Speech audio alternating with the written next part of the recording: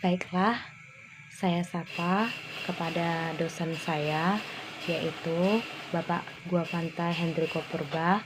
Selamat pagi, Pak. Di sini saya akan menyampaikan materi mengenai mata kuliah Hukum Tata Negara, di mana di kesempatan ini saya akan menjelaskan materi Hukum Tata Negara dengan penjelasan melalui video.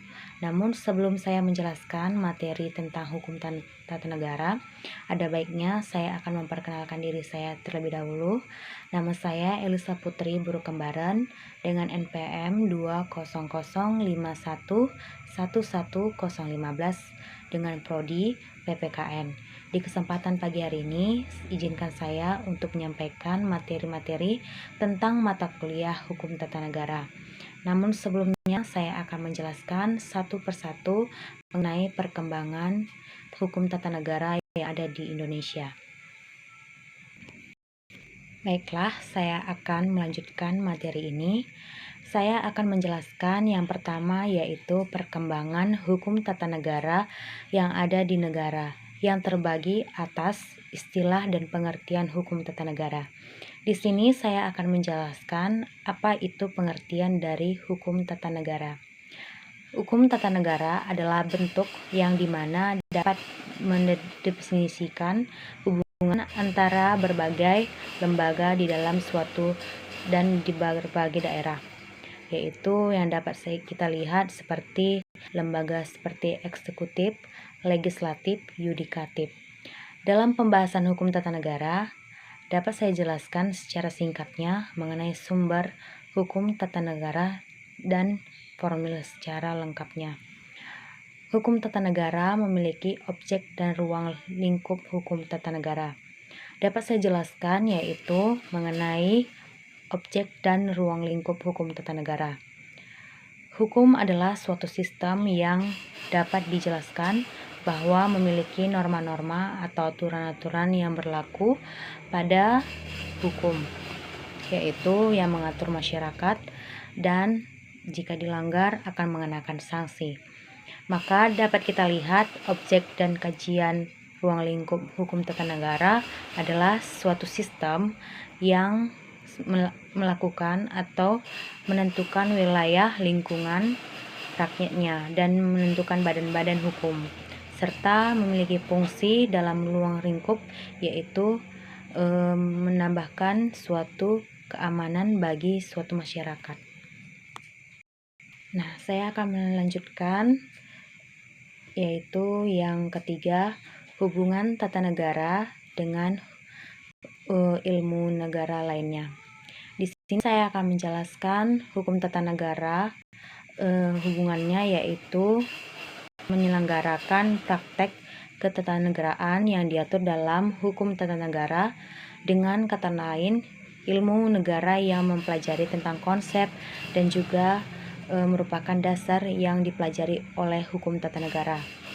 Hukum tata negara itu berhubungan mengantarkan ilmu dasar pokok bagi hukum tata negara karena tidak dapat dipelajari secara ilmiah dan teratur sebelum terlebih dahulu, maka dipelajari sesuai dan ketentuan dengan pokok. Maka ilmu negara dapat memberikan dasar atau teoritis untuk hukum tata negara yang positif, namun memberikan juga secara teoritis hukum tata negara itu dikumpulkan oleh negara-negara tertentu saja. Nah, selanjutnya hubungan ilmu politik dengan hukum tata negara itu berhubungan yaitu melalui peraturan perundang-undangan yang mempelajari ilmu politik yang dimaksud karena kalau ilmu politik itu mempelajari tentang peraturan yang terjadi atau yang mengandung makna-makna dan unsur-unsur undang-undang. Nah, selanjutnya yaitu hukum administrasi, hubungannya dengan HTN itu merupakan bagian dari hukum tata negara yang artinya secara luas dalam bentuk hukum tata negara yaitu sekumpulan peraturan hukum yang menentukan badan-badan atau wewenang dalam bidang administrasi negara. Maka yang mengikat itu adalah badan-badan atau yang menjalankan itu fungsi dan wewenang yang berlaku di negara. Saya akan menjelaskan yaitu sumber-sumber hukum tata negara yang terbagi atas secara formil. Dapat saya jelaskan bahwa hukum tata negara secara formil itu dalam bentuk tertentu yang menjadi dasar atau sahnya hukum yang berlaku. Salah satunya kita dapat melihat yang pertama yaitu dalam Undang-Undang tahun 1945, di mana dapat saya jelaskan tentang undang-undang merupakan segala peraturan perundang-undangan di Indonesia, hukum atau tidak bertentangan dengan undang-undang, maka harus keduanya itu dapat kita tetapkan melalui MPR yang bertugas untuk menetapkan undang-undang dan garis-garis besar dalam haluan negara. Selanjutnya saya akan menjelaskan yaitu secara material atau disebut dengan Kebron. Sumber hukum secara formil itu merupakan sumber hukum dalam bentuknya yang tertentu yang menjadi dasar sahnya atau berlakunya hukum secara formal. Salah satunya seperti saya ambil seperti kita melihat dalam Undang-Undang tahun 1945, di mana dapat saya jelaskan bahwa Undang-Undang Dasar tahun 1945 merupakan segala induk dari peraturan perundang-undangan di Indonesia. Maka segala hukum yang tertinggi di Indonesia itu atau peraturan-peraturan yang berlaku harus ditetapkan oleh lembaga MPR, maka undang-undang dan garis-garis besar dalam haluan negara tersebut. Baiklah, saya akan menjelaskan mengenai konstitusi. Di sini saya akan menjelaskan yaitu pertama pengertian dari konstitusi. Di sini secara jelasnya saya akan menjelaskan pengertiannya.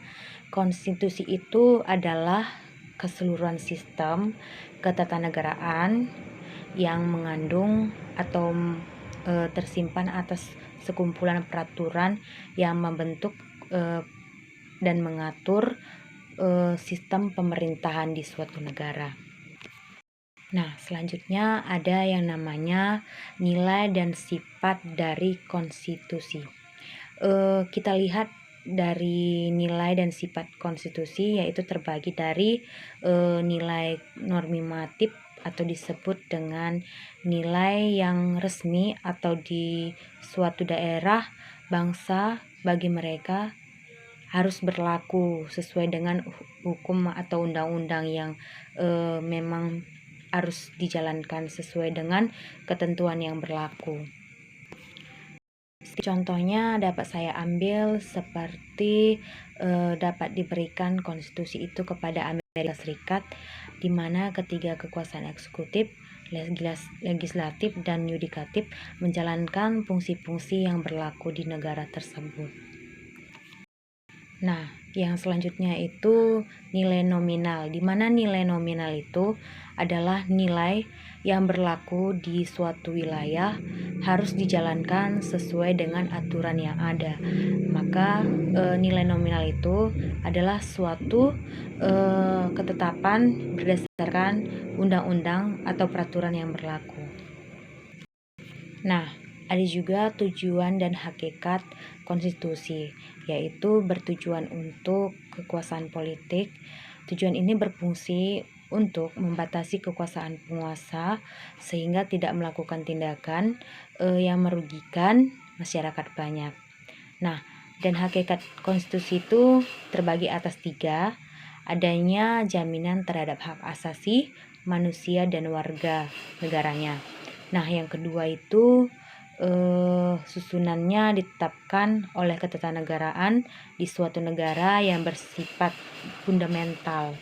Nah, yang ketiga yaitu adanya pembagian dan pembatasan tugas ketatanegaraan yang juga bersifat fundamental. Nah, selanjutnya saya akan menjelaskan yaitu asas-asas hukum tata negara.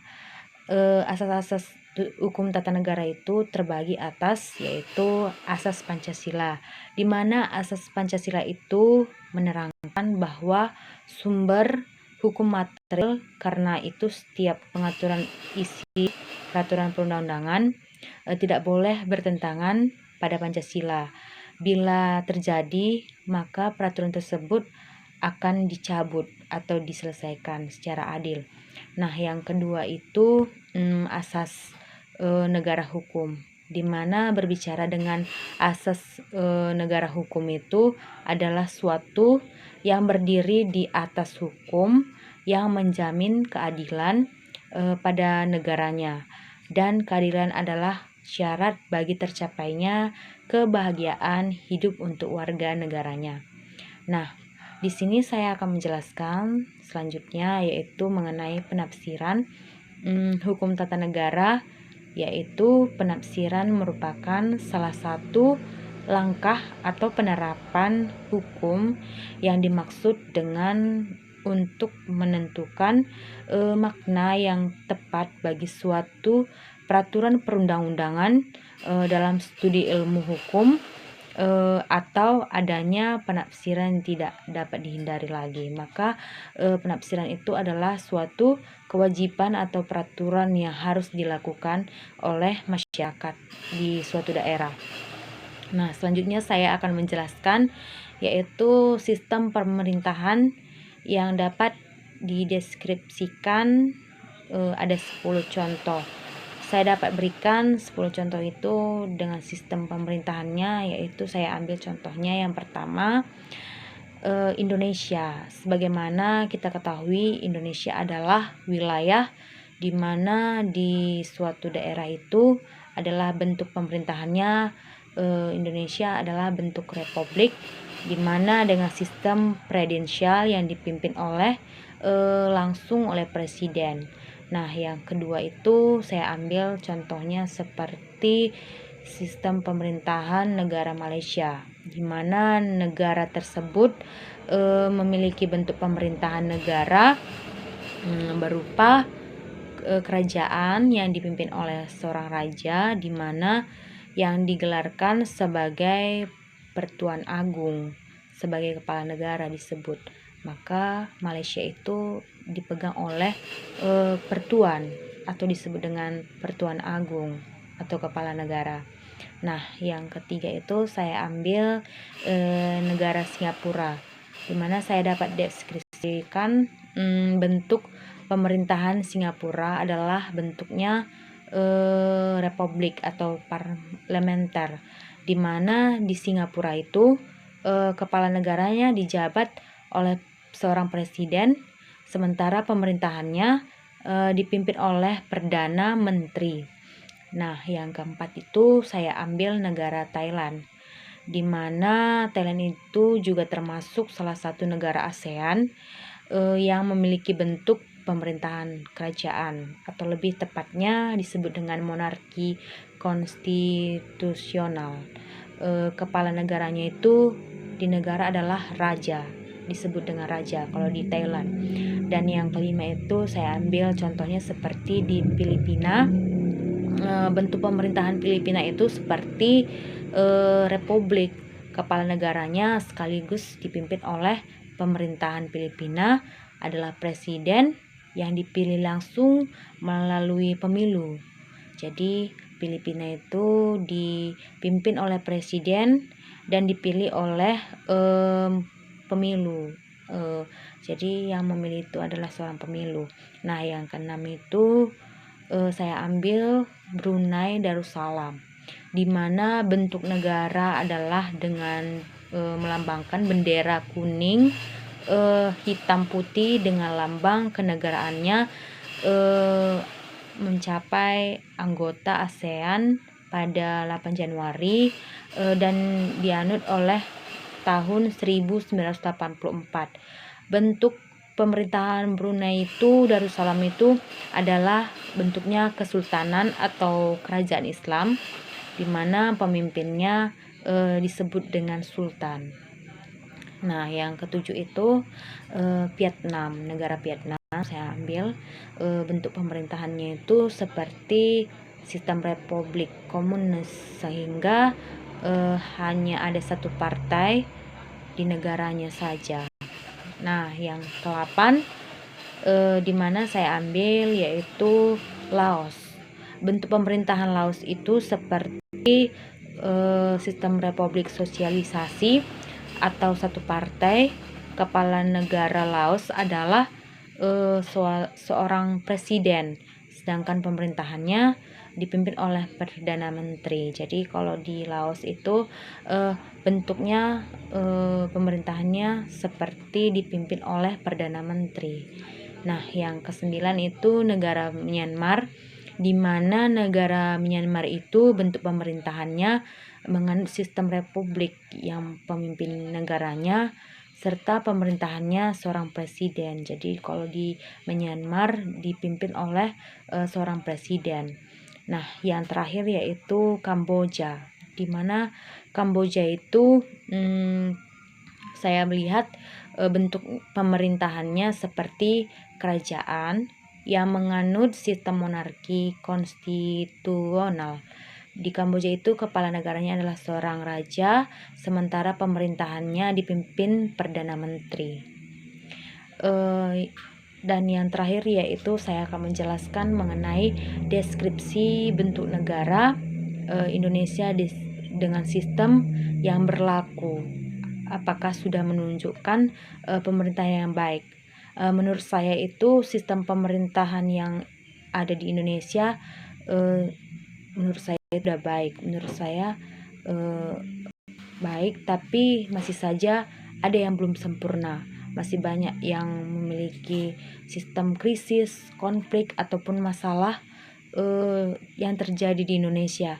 Untuk mengulang hal tersebut, pemerintah masih belum bisa cepat menangkap atau menyelesaikan masalah di negara Indonesia. Jadi menurut saya pemerintah harus menegaskan bahwa sistem pemerintahan Indonesia saat ini sudah benar dan tidak ada yang bertentangan dengan agama. Maka oleh karena itu pemerintah harus menanggulangi apa yang terjadi di negara Indonesia harus selesai ditangani. Jadi kalau misalnya menurut saya, kalau di negara Indonesia itu harus memang sistem pemerintahannya